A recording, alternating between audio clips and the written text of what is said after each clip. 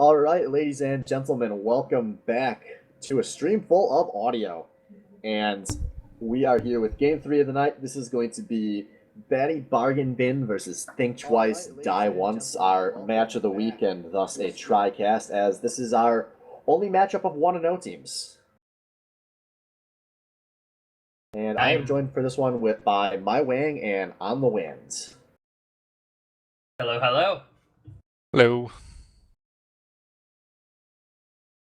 So all I'm going to say about this matchup is be ready to hear a lot about top lane, because I think Wind and I are both very comfortable talking about nothing else for extended periods of time. Yeah, I hope you guys enjoy hearing about top lane and waves pushing and wave management, because that will be my entire game.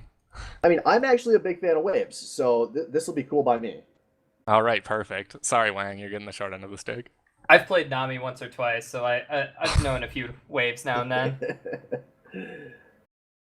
All right, looks like we just got 30 back from AFK, so we are just double checking to make sure everyone is ready here. So, big thing I want to talk about before this gets going is on the Batty Bargain Bin, that's the blue team, we have Mr. Coffee in, not Mikaro. Presumably Mr. Coffee going to be their starting jungler. And like the Manlord decision, I don't believe this was on Mikaro couldn't play this week and Coffee stepped in. I do believe this was a conscious decision to start Mr. Coffee as their jungler. So what do you guys think about that? I do not think that is necessarily the greatest upgrade. The big thing Coffee has going for him is I think he plays way more than Mikuro plays, and he's played way more recently than Mikuro. Correct. I think a lot of it would probably come down to availability to practice. If Coffee can show up to all the games and practice with the team, and then he also is comfortable on a lot of the meta picks, since he tends to just try to pick up new meta champions, whereas Mick just kind of likes to play what he's good at. Those couple things could influence the choice where it might be a lot better for them. All right, and one other thing I want to touch on real fast is that Blaboor did get a name change to Renai Circulation. I have no idea what that means, but that's him now. We're probably still going to call him Blaboor. I don't even know if I can process this. Renai is Japanese for falling in love. The more you know. All right. I wish I was kawaii enough to know that. Yeah, I think he's on the wrong team. Continues. So looking at these bans, it looks like Bargain Bin got their 3 bans out right away. There's going to be a Fiora and a Pantheon targeted at Purple Pickle Pie, and they are going to take away Zorbs' Ahri. And those are all bans I really like out of Triple B. Yeah. No, I definitely agree with that. And then Think Twice, Die Once going to take away Vel'Koz, Poppy, and Kalista, targeting a number of different players. Obviously, Blaboor still drawing that Vel'Koz ban. Probably will be more weeks than not. Are you guys really surprised you didn't see a Scion ban this week? No, not at all. I do feel though that Zwerbs is far worse at mid lane than Blaboor is, and I was actually kind of expecting a disrespect pick. I think the biggest thing this week compared to last is that Blaboor won't have the counter pick, and I don't think he's going to lock in that mid lane Scion unless he knows what he's up against. Yep. What would you play into mid lane Scion? I don't know. But either. If I played mid lane Scion, I would probably know what I want to play it into, and that's where we're at. Mid lane Quinn. Is a devastating comp getting started over here on the purple team. This is going to be TDO's bread and butter, I feel. Nocturne and Shen, they played Globals and Scrims versus us. They played Nocturne last week. I think we're going to see a lot of Globals this season until the bans change. And I both hate and love it. Globals are such an exciting game to watch every 3 minutes, I feel. And if a team can capitalize in between that or start targeting those global champions, I feel like it starts to crumble. But getting ahead early with those globals is super important.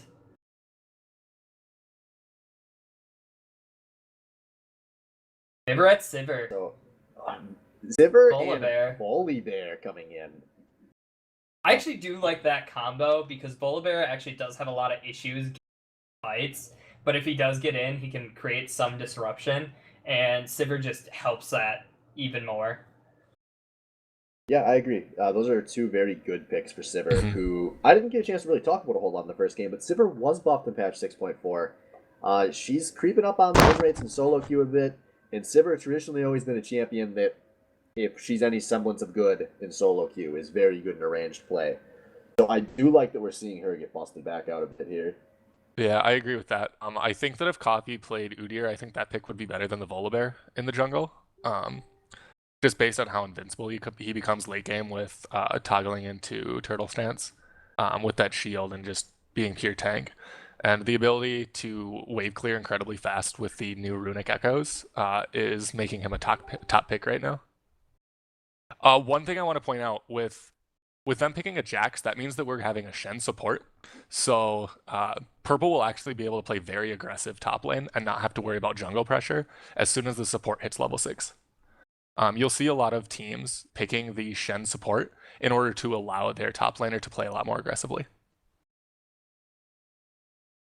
Yeah, also something that Ghost32 did play last week, I believe. He played Alistair last week. I'm sorry, that was one of the scrims we played versus them. But definitely something that's been all over his match history, if people have been paying attention. And with an Ashe as well, this is some straight up Season 2 global bullshit that TDO is trying to run this game. I love it though. I assume you put Zwerbs on something like his Orianna, which he's pretty known for. Or at least I know him for out of his champion pool, or Blabor takes that away. Were you getting your hopes up for mid lane Scion, or were you really hoping? I was actually getting my hopes on for mid lane Scion. So all we need from Zwerbs right here is a gangplank mid, and then they just complete their global comp. Yeah, I do not think he plays that champion. I really like this strategy out of Batty Bargain Bin to attack Zwerbs' champion pool. It was something the last season he was in as a starter. Obviously, his Ahri was very well known back in Season 5. What he played last week, and it's been a decent amount in his match history. So I really like this plan of, you're up, you have Blabur, one of the best mids in the league, absolute star. Take away this guy's best 2 champions and see what he can do. I also really like this comp, just in general, out of Batty Bargain Bin. A lot of champs to synergize very well with the Sivir, and there should be a lot of opportunities for Blabur to get big damage off of these team fights. And Vivarin as well. The buffs to Sivir are now that on a Bouncing Blade, if the first auto crits, every bounce will crit. So Sivir's team fight damage is actually up fairly substantial amounts. Yeah, if they even get like a 2-man Malphite ult into Ori ult with Sivir around, it's probably just a 1-team fight. I feel like both AD carries did not respect the other team that was going against them. You had Sivir picked after Shen and Nocturne, somebody who is very easily dove upon, and then you have Ashe picked, you had Ashe picked and then Malphite was picked. So both of these AD carries are going to have a very time in team fights if they don't position correctly. I think this is going to be a much bigger deal for 30 than it is for Vivaret. The thing with 30 is it's going to be really hard for him to get off a good Enchanted Crystal Arrow. Essentially, the only target he's going to have is Blabur, who has no reason to ever stand in front of his triple threat of tanks of Malphite, Volibear, and Nautilus, who, for what it's worth, in addition to being very tanky, are gigantic champions. Mm-hmm. Like, how are you going to shoot an arrow between those 3? And if you find the Sivir, well, she's just going to spell shield it. This actually, I think, the Ashe is going to have a very rough time. But also, Ashe is going to be a much bigger deal if 30 gets gimped at the start of the fight, which presumably he is going to be target number 1, 2, and 3 on Triple B's kill order. Whereas if Vivaret can get an ult off and then die, it won't be as big of a deal. Especially since you will, in most team fights, get a few Bouncing Blades off and maybe a Boomerang, just to put out some damage. Double team coming in for both teams, too. This should be a very fun game to watch. There's going to be a lot of split pushing that transitions quickly into 5v5 team fighting. If you look at both of these comps, both the teams really like... Blue team really likes a full 5v5 team fight, whereas purple is more looking for picks and just kind of going in on people. But with how much global pressure is on both these teams, we're probably going to see a lot of large skirmishes. Yes, I agree completely. And that should be really exciting. There's going to be a very high amount of pressure on the shot callers for both of these games. The winner of this game will be the only 2-0 in the league, starting the season off very strong. Yeah, it feels good to be ahead of the pack early. I imagine whoever wins this game, we're going to hear a fair amount of trash talk coming out of.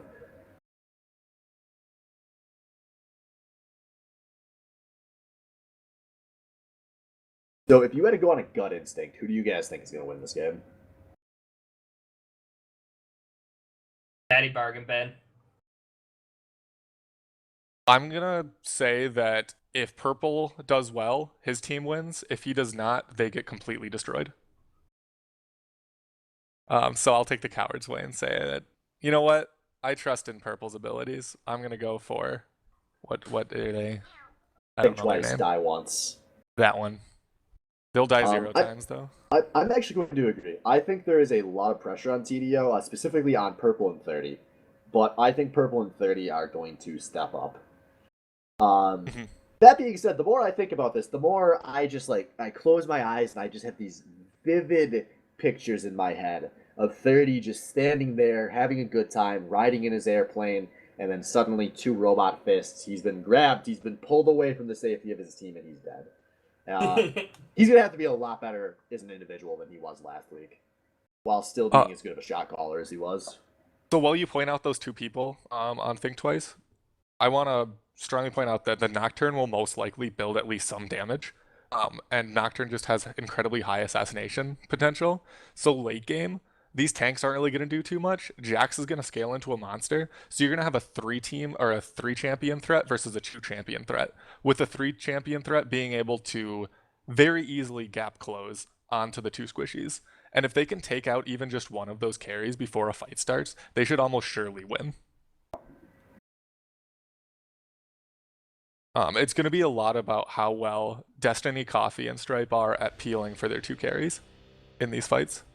Oh, I actually going over do not sums like real this. fast. Ghost 32 is running an Ignite, not an Exhaust this game, so they're going to be looking for kills in this bot lane. That's kind of a surprise. That's actually not that, probably not that bad against this kind of team. They don't have a super attack speed carry, like a Jax coming from the top lane that they would have to ignite or exhaust. I'm sorry.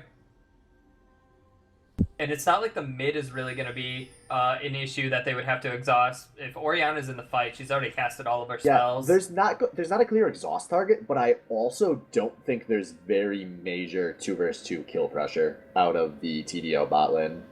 But remember that he can't ult to top lane or mid lane to assist in a fight and drop an ignite after his ult finishes. That's true. So that could be what he's going for. I mean, this guy's laning with 30, so I imagine there was quite a bit of input on this summoner selection. So I'm curious to see what they do with it. Looking like we're going to see some zone defense at level 1, which is pretty disappointing after a week 1 that was fairly full of exciting level 1s. We don't get to see too much this week.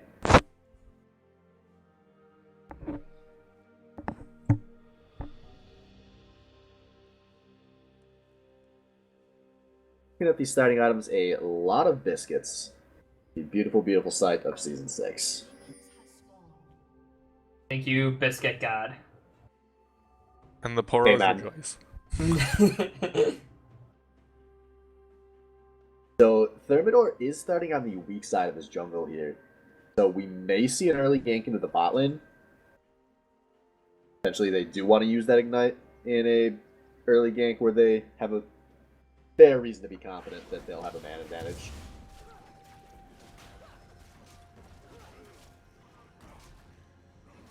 That also gives Coffee free roam top lane. That means the junglers will not meet at a level 3 gank top lane if one shall happen. So So obviously you're saying they're both going to meet mid lane at level 3. I highly doubt the Volibear will be trying to gank the Lissandra. So early on, don't expect there to be too much. I don't really see level 1 or level 2 kill pressure in any of these lanes. Not at all. But we do see Vivaret and Phil Destiny are pushing fairly aggressively. No, they changed their minds.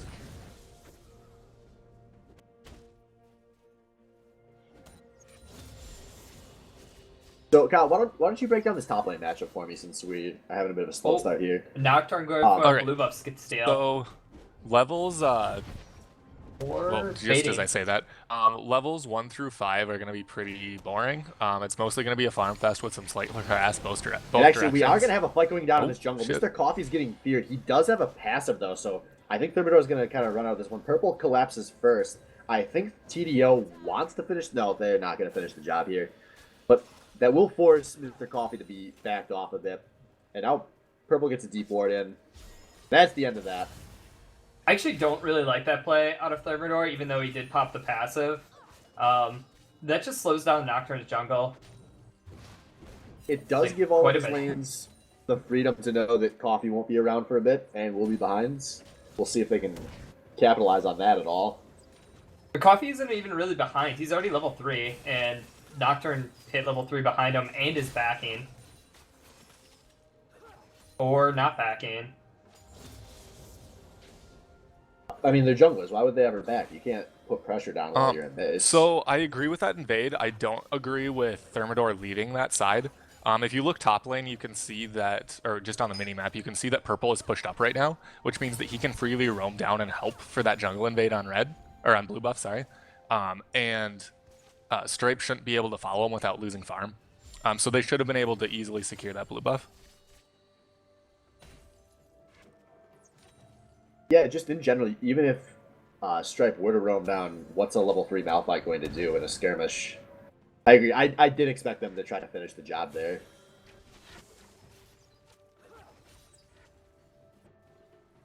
But overall, no real leads coming up anywhere yet. Even CS basically in every lane. Although Purple does take a pretty bad trade in this top lane. And we do see both junglers are relatively close to mid. Oh, and that's a W down on Zorb. This is a good opening for Mr. Coffee. Zorb is going to have to flash. But Coffee's running in bad communication because Blabur was not expecting that. Or they could have put down some more damage. They still got the flash, so as long as he comes and visits again soon, it'll be worth it. They'll also need to be able to bait out Zwerb's W as well, though. Which, you know, by the next time Zwerbs is coming back, he's presumably going to have a pink ward or something to set up. He may not get a whole lot of opportunities for that. But I mean, while this top lane, actually, Purple Pickle Pie has taken a ton of damage, while Madam Strip is comfortably sitting on all of his health. Purple is going to go for the greedy play here. No, he's going to actually recall and blow his teleport right away. He's going to recall, but Stripe should be able to throw a rock. Doesn't have Stripe mana. is out lets of him go. mana. Yep.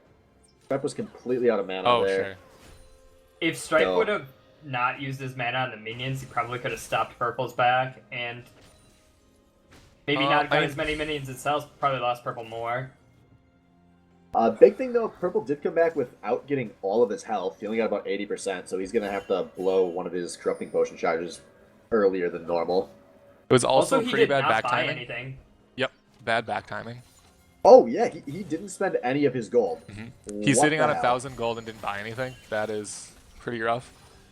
Jax usually wants to back to buy a Sheen. If he can't afford a Sheen, then he should buy pieces of Phage, so Longsword and Ruby Crystal. Already going Yeah, to an he's awful gonna- trade bot lane. We're also going to see Strip able to set up a freeze on this top lane now, because Purple had to immediately recall. This is going a lot worse than last week went for Purple Pickle Pie, to say the least. Definitely. We'll see if Stripe does elect to freeze the lane. Yeah, I don't know if Stripe's smart enough to do that, but he has Brutal. the opportunity. It's going to be rough for him with the Cinderhawk. Oh, sure. Yeah, Yeah, he got Bambi big Cinder, wave, though. Or, so freezing I'm isn't sorry, an option Cinder. anymore. Good call on that. I didn't look there. Yeah, that's always one downside to getting Cinder. The bright side is that Jax doesn't have any wave clear, so he should be able to push this in and roam, since he just hit 6. If he can push this in, they should be able to get a very nice gank mid lane, or a TP gank bot.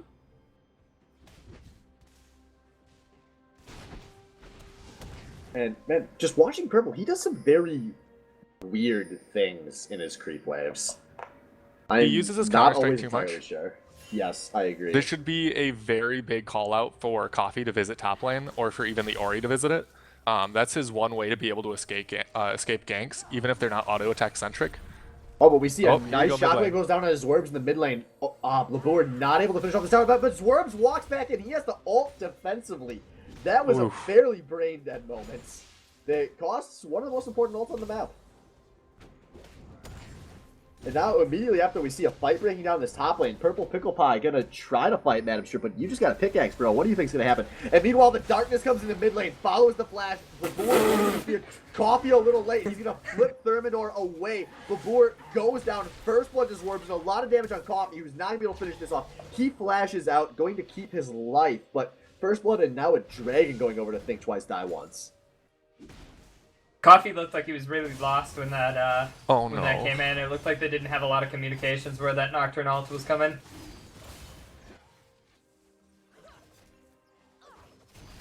Yeah, just like we, TDO really picking up where they left off last week with good communication. Yes, that Nocturne ult pressure, they knew that Blab didn't have his ult, and he was out of mana, so he really didn't have any way to protect himself there. So that was an incredibly good gank mid lane. It was pretty much a guaranteed kill.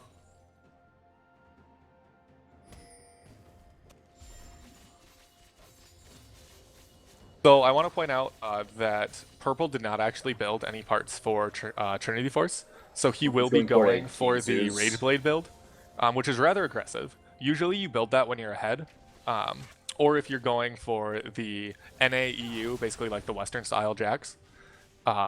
Usually Korean players go more of a tanky build. They'll build Trinity Force or first build Titanic Hydra and just build those hybrid offense-defensive items. Jax is always a late game monster, but it gives you a lot more sustain and just tankiness, and inherent tankiness. Usually in NA solo queue, you'll see Jax's build the Rage Blade. Well, how do you feel about Purple Pickle Pie? He's really not doing much to sell these ganks. And he's going to have to be killed, because I think Strip will have a chance to just turn and get a kill here. Which, if Strip is smart, but no, Strip's going to try to run. I don't know what he's hoping to do. But he's going to turn and get the kill. Easy play from Madam Strip, who's now walking away. Strip did not have an ultimate for that exchange. It's just now coming off of cooldown, but still able to easily get the kill. Just a really weird misplay out of Purple Pickle Pie. Yes, he definitely could have backed off there.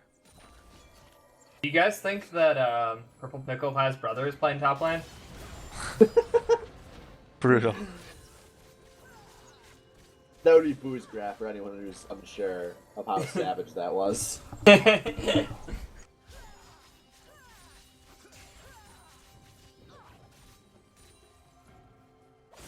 So, gonna keep the gold lead to about 500 in favor to TDO, mainly coming from their extra kill.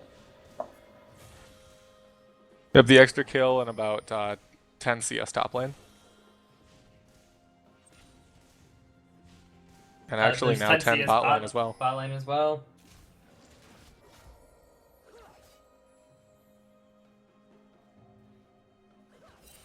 So, looking at these items, don't see anything too weird besides maybe the Gimsu's on Jax. Everyone else just kind of gonna have to wait a bit to get anywhere. And overall, probably been a little less action than I expected there to have been in the first 11 minutes of this game.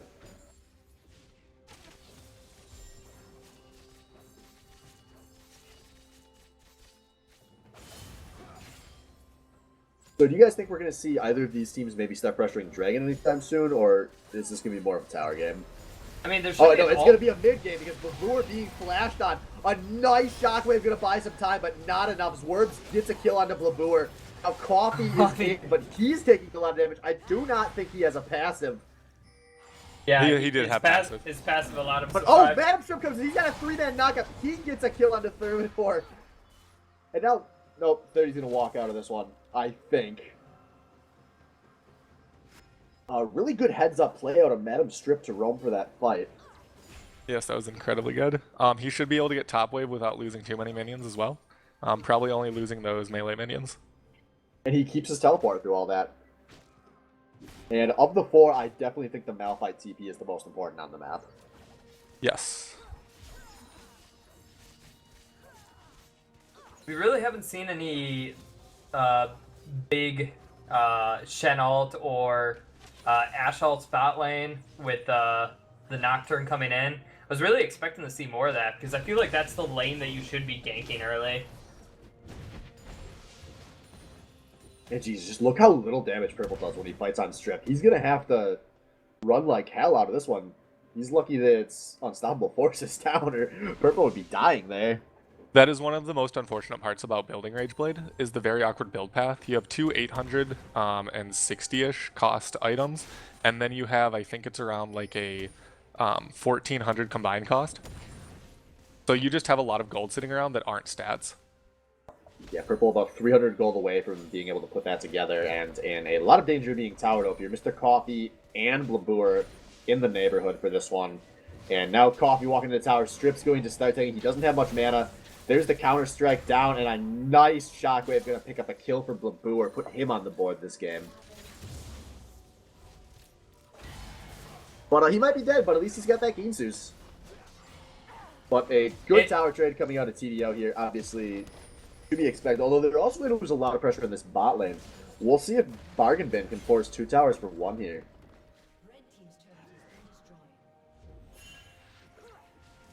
And a teleport coming out of Zwerps. Going to secure this bot lane tower. Staying alive for TDO. And everything going to break back down to laning phase. You have Enchanted Crystal Arrow up and Nocturne Ultimate up. If Zwerps was going to die at bottom, but does not. Yep, he's positioning for it. Yeah, they'll have to be really smart about how they play this one. Vivarat obviously can make a play with his spell shield. 30 might have to just go for the surprise play. Nope, not going to go for it there. And a lot of people are in position here. Mr. Coffee's mid lane, but Orianna, Malphite both walking botward. Nocturne's in alt range. If Vivarat was paying attention, the boomerang ricochet actually hit Zwerps hiding in that bush. And Bargain Bin's going to need to blow. Yep, Strip's going to blow his teleport to get back to top lane. That's a big wave coming in. And TDO going to do the smart thing and start on this dragon. As they can get a man advantage with Purple's teleport if they'd like to fight this. And this should be a free dragon, but Phil Destiny going pretty aggressively. Purple Pickle Pie has not started TPing yet. And there's the chance that Crystal Arrow goes on to Mr. Coffee. Meanwhile, this dragon got a flash out and a dragon secure for TDO. That was a smart zoning arrow from 30. It was to keep the Volibear out of range of smiting the dragon. And now another fight in the top lane. Will Purple be able to win this one? And Purple wins because he had the Rageblade stuns are saying stacked. so. A nice knockup on Strip to try to buy some time, but Purple's going to jump back in, and now Purple Pickle Pie on the board. Stripe went in when Rageblade was fully stacked, so there's no way that Purple loses that fight. Yeah, that's just maybe a not knowing what Jax does. Because not only does Jax's passive stack on consecutive autos, but so does the new Ginsu's. And Strip just getting way too aggressive about his lead there. And it cost him. And that's not good, because this Jax being down was one of the best things that Bargain Bin had going for them.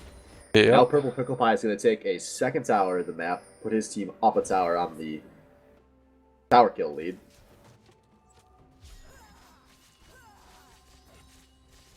He's also going to have to force Bargain Bin to send multiple people to fight Jax if Malphite cannot take him down. I think Malphite can still hold him. He just can't pick the fight the way he did with no escape. He should be able to clear and stop towers from being taken. Yes. Nocturne is a whole 30 CS up on Mr. Coffee. Oh yeah, we didn't even look at that. Oh yeah, how many Doctor Devour stacks are we at? 2 levels up on Mr. Coffee currently. We're also at 19 stacks. Yeah, that's going to kind of make up for the fact that Thermidor hasn't really been ganking a whole ton because he's still 1 kill participated over Mr. Coffee in addition to that massive lead. And you guys were saying before this game, you know, a big part of this comp for TDO is going to be Thermidor being able to assassinate one of the enemy carries. Mm-hmm. I actually And don't TDO like also... the. Go ahead. Oh, I do not like the Devour build for assassination. If we saw in, maybe it was a game I was watching that Master Splinter was playing, he always goes Warrior Enchant, and that just helps assassinate carries way faster than Devour. Devour, you really need to get a lot of auto attacks off to get it to make it worth it, and build that Bork that he is currently building right now. Or you could have gone to hybrid damage items instead. I think Splinter plays aggressive a lot earlier, which is why he opts for Warrior as well. Late game, against Squishy's late game, the Devour should do more damage overall than Warrior, because you don't need the... Oh, I guess Flat Shred is very good against carries. Yeah, I'll agree with you there. Alright, so Enchant the Crystal Arrow going in. Hits Failed Destiny and Zwerves has teleported in. He's going in. This is all of the dank TDO fuckfest. And a kill it for Zwerves on a Failed Destiny there. I feel like that could have gone on to the AD carry instead of... Well, he had a spell shield, actually. I know, but it... Oh, you mean the, I think if you led with giving the kill to 30. No. I meant a Nocturne ulting in and then enchanted it Crystal Arrowing later. I mean, Viperette had Flash. I think that was probably the smart play. But now we see a tower knock going. Nebstrip gets a one-man knockup, and this is now a kill from Lavur onto 30. But now Thermidor putting down a lot of damage. He's being shed ulted, but he has to back out of this fight. A really awkward fight, but 30 goes down. This fight might not be over. No, this fight's over. So it looks like Bargain Bin in a situation where they can push bot lane here. It's very low. TDO gonna obviously back off. But despite equalizing turrets, TDO still gonna be sitting up about 1,500 gold. And they got to put a ton of gold on Jax. He got to clear that whole wave mid and then go top. He's now more than 30 CS up on Malphite. Yeah, this Jax is gonna start getting big. And I think that's what everyone that plays against TDO doesn't want to happen. But Enchanted Crusader on the Failed Destiny again. Now a taunt on the Failed Destiny. Thermidor is in the area. Failed Destiny's going down fast. And Purple Pickle Pie on the other side of this fight, chasing down Mr. Coffee. Only going to zone him out. But another good pick for Think Twice, Die Once. That Enchanted Crystal Arrow is nearly on cooldown. That Bargain Bid was not even close to prepared for that. Yeah, it looks like at least for Bargain Bin, they won't have to lose any objectives out of this, just a little bit of map pressure. Which in a vacuum I think is good for them. You know, you're going to give up picks to a comp like the one TDO has. As long as you're in a position where you give up the picks without giving up anything else, you buy some time, because now you have to wait out, you know, Enchant the Crystal Arrow cooldown. That was actually really the only major cooldown that was burned there. Yeah. Never Though in mind. both fights, TDO like can go they fight only got again. a kill out of the objective. Or as far as things go, like the tower wasn't picked up bot lane and nothing was picked up mid lane. And so Dragon did just spawn. We see a lot of positioning around this. Both top laners have their teleports, so this could turn into a 5v5. Enchanted Crystal Arrow is still down. Stand United is also still down for this fight. They got a few seconds before that's still back up. 10 seconds on the Crystal Arrow. I think it should be up in time for this fight. And both teams just kind of playing chess, seeing who screws up first. 30 is standing on top of a ward. And there we go. We see Thermidor going, and Thermidor actually going on to Vivaret. Vivaret flashes, but Thermidor flashes on top of him. That's a kill.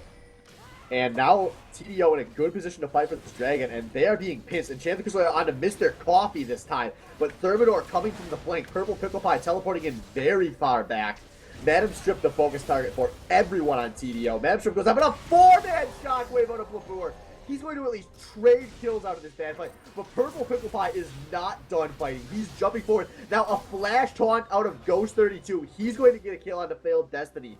1 for 3 in favor of Think Twice, Die Once, and they're also going to get a free dragon out of this. And there was the Thermidor's assassination that we were talking about. Get it right on Vivaret and all the damage goes away except for just the one combo that Blab can set off before waiting for cooldowns again. Vivaret was also nowhere near his team. He was by himself. He knew Paranoia was up. I feel like that was a huge mistake on Vivaret. Yeah, that was just kind of the greedy call. You know, I'm going to go clear out this wave. I don't think they're going to pick a fight fast enough. Well, man, you're up against Ashe, Nocturne, Lissandra. They're going to pick that fight really fast. And they did, and they won it. Now 3,000 gold in the lead. Also up 2 dragons to 0. Sorry, 3 dragons to 0. I cannot count. And Thermidor really also finished his Blade and his Sated now. So those assassinations will come a lot faster. And Purple Pickle Pie finished off Trinity Force. Zwerbs finished off Zonia's Hourglass. Some really good item breakpoints coming out of TDO right now. They have a reason to keep feeling confident. And there we go, folks. Our hashtag pause of the game.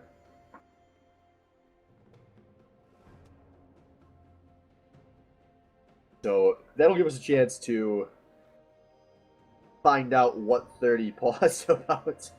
You know, this happens in pre-med sometimes. Sometimes somebody just yells pause, and then you don't hear from them again as they slowly disconnect into the abyss. It's very frightening. No one likes it. So, okay, not going to be a quick pause, so we're not going to have a whole lot of time to break things down here, but let's just maybe look at some of these matchups. Really surprising kill scores for me is going to be the Triple B bot lane, a combined 0 and 4. Failed Destiny in particular has been kind of abused by the Enchanted Crystal Arrow so far. And those have really been the picks that have kind of blown this game open.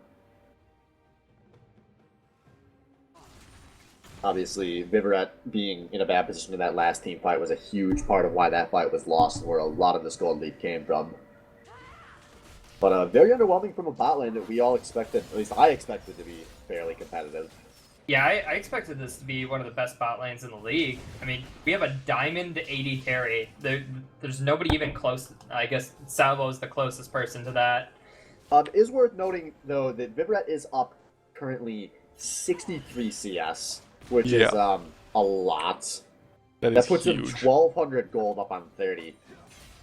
I actually haven't been paying much attention to CS this game, and I just caught that now. But I think we're going to see some fights break out. Zwerbs goes into tower and gets a nice there. There's 3 people, even Madam Strip jumps over the wall. I think he's going to be out of this fight. But Purple Pickle Pie never stops going forward. Now, he's on Mr. Coffee, who flashes out. And Think Twice Die once again in a good position to push all the lanes. They're presumably about to take bot tower. But we could see a fight breaking out here. Zwerbs is now a bit caught out. He W's out. Zania's Hourglass. He's about to ult defensively. Just kidding. Did not have his ult. And it looks like we're going to see a bit of a tower trade here. TDO takes the bot lane tower, but they're about to give up one in the mid lane. And depending on how Bargain Bin plays this, they could give up 2. We'll see what they try to pressure here. Sivir, one of the faster tower takers. Yeah, there's not much Wraith Queer here out of Jackson Nocturne. It's going to take a while before Ashe and Shen even get there. I expect this tower to go down. Yeah, Thermidor threatening a fight, but and that tower is going to stay up, and now we do see TDO going in. They get a lot of damage on the Phil Destiny, but another big shot out of Bluer, but I don't know if it's going to be enough. 30 exhausted on the backline now. It's going to wear off. Purple Pickle Pie down, but 30 getting the best DPS of his ADC career. And it is not enough. 30 looking for something, but Strip just takes no damage with all that armor built. But now Ghost goes for a flash taunt. He's putting something on Madam Strip. And Strip going to go down, ulting to maybe try to just stop the chase, but now Zwerms comes in on a flank. He teleported, he flashes, gets the kill onto Vivaret. Vivaret tried to spell shield that. I think it went down right before it hit him. The Q did. Did he maybe spell shield the W and get hit by the Q? The W didn't reach him. That spell shield's tricky. It does not last very long anymore. No, it does not. But, so out of this extended play, we are going to see a mid tower going down to TDO here, which is fairly big. They held their second mid tower and then took bargain bins. I did not see that coming 60 seconds ago.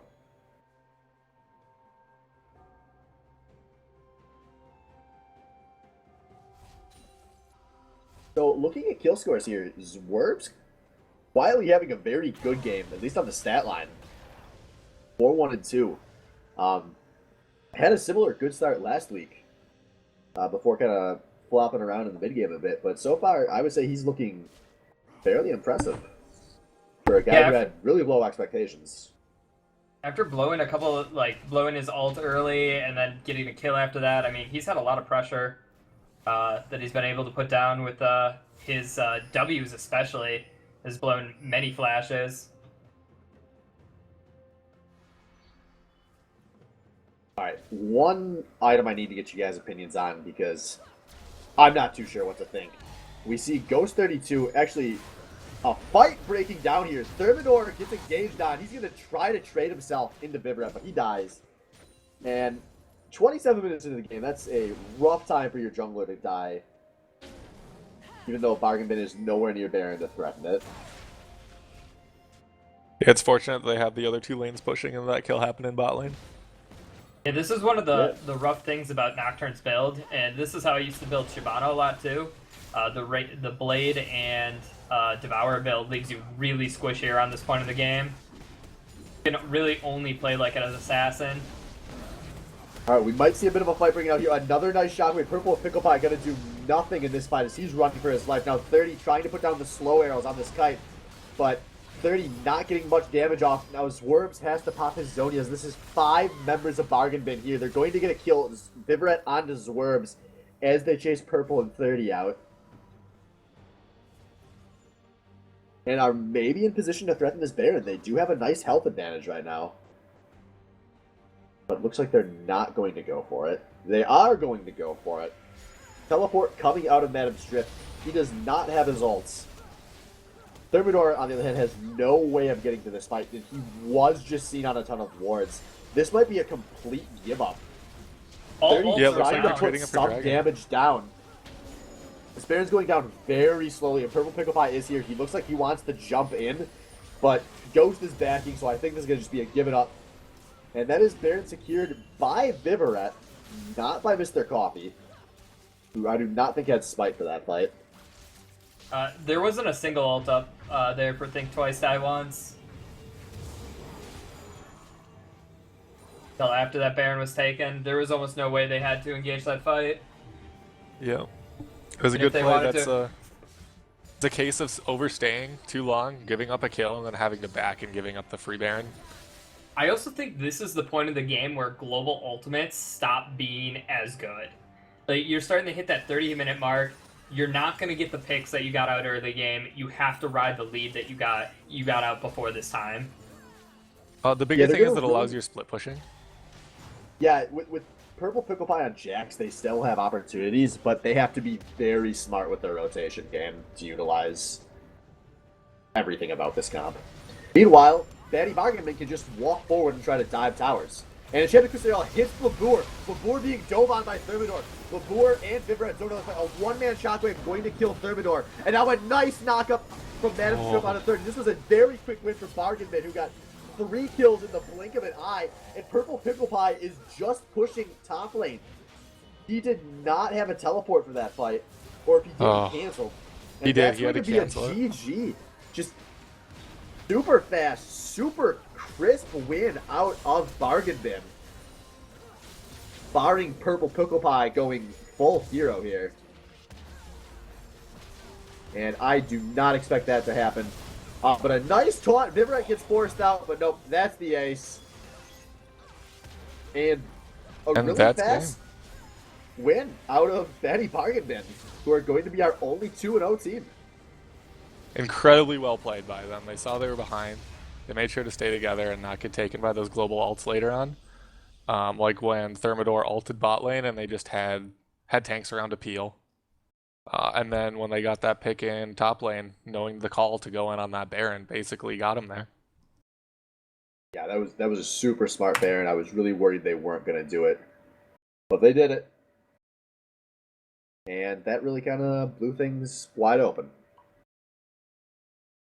So, looking at this team, it's kind of hard to say who I would like to talk to. I really feel like Blabur was a big part of that win. Yes, after he his was tough able start. to get his ults on the on both Purple and Thermidor, who were trying to dive the backline, which was huge in a couple of those fights. Yeah, just a lot of many-man shockwaves going down that really... I found myself, even if I wasn't saying it out loud, in every one of those fights going, wow, what a shockwave. That changes this fight. So maybe we'll pull Blabur in here if he's interested in doing an interview.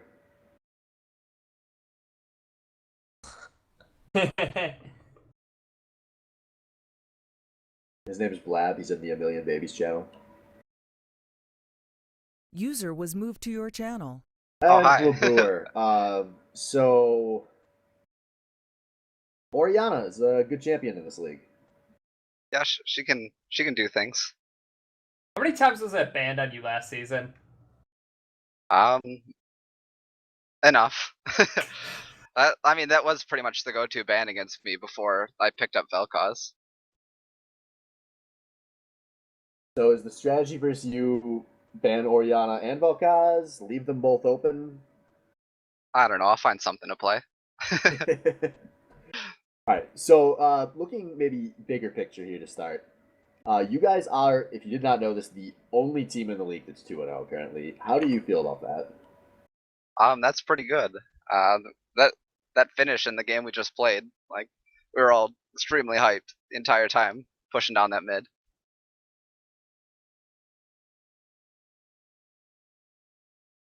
So, not sure you're going to give us much to work with here, but the jungler situation, Mr. Coffee playing this week instead of Nicaro. Is that something we're going to expect to keep seeing moving forward?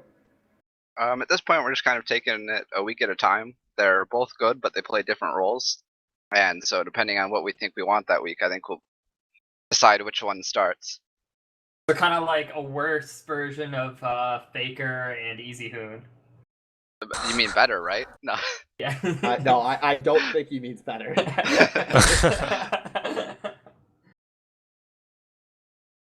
Well, I tried to give them some credit. You can give Baker credit instead, actually. That's perfectly acceptable. So looking forward, you guys are going to be playing 2K2S next week, the Thrifty Senpai and Scotchanaut team. And you and Thrifty have both been pretty explosive in the mid lane so far this season. How do you feel about that matchup coming up? I don't know. It seems to vary heavily each time we play. Like, he can stomp, or I rarely stomp him, but I can out CS and outdo the team play. So it really just depends on the game. Who's a better player, you or Thrifty Senpai? I'll take the big shot. It's me. Yeah, buddy. That's what I wanted to hear. SBL hype right there. This is what these interviews are about. All about the trash Oh. talk. You called it out before the game, saying that the winner was going to bring out all the... Quote, Blab's calling you out. And all I know is my team's 2-0. You can't argue with the numbers. You cannot. Alright. Either of you guys have anything you'd like to add to this interview? Who was when you went top lane right near the end? Your entire team collapsed um Think Twice, who overstayed just a little too long. Got that pick, and then whose call was it to go from there straight to Baron and then push down mid and win? Or like Oh, what was half of going through us. your team? Half of us were ready to charge straight to Dragon, and Strip insisted. I think it was Strip insisted on the Baron call, so we went for it. And I mean, it looked like they might kind of try to collapse on us, but they didn't. We took it and we ran. Do you guys know that there was not a single ult on their team up during that fight, that Baron fight? Oh, us neither. You guys had a little bit more.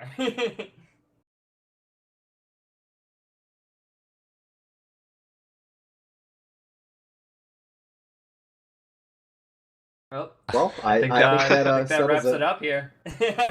GG WP, and we will see you all next week.